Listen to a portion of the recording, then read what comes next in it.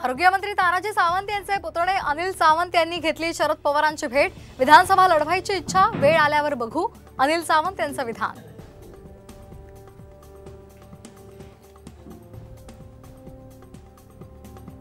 बदलापूर घटनेनंतर पुणे पोलीस घेणार शाळा आणि महाविद्यालयांमधील सुरक्षेचा आढावा। 29 ऑगस्टला बोलावली मुख्याध्यापक आणि प्राचार्यांची बैठक।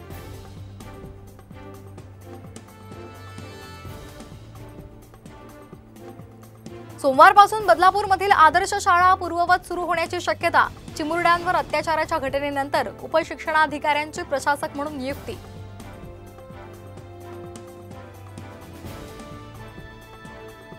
शैक्षणिक कामांमधून शिक्षकांची सुटका होणार, मात्र जनगणना आणि निवडणुकीची ड्युटी कायम राहणार। विद्यार्थ्यांच्या गुणवत्तेत सुधारणेसाठी शालेय शिक्षण विभागाचा निर्णय।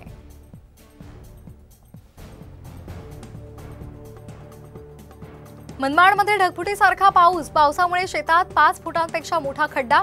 4 एकरवरचं कांदा पीक मातीमोल, पिकांचं नुकसान, शेती साहित्याचं नुकसान।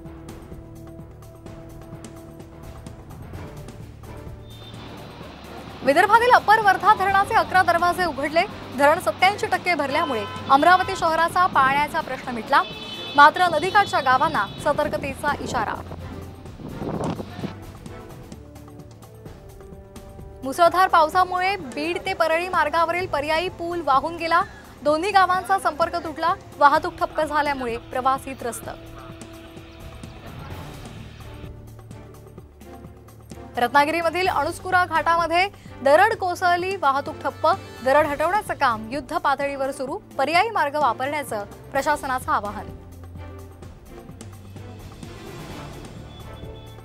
दारू पिऊन कामावर पोहोचलेल्या बँक मॅनेजरला पोलिसांनी ताब्यात घेतलं। अकोल्याच्या अकोट शाखेतील प्रकार।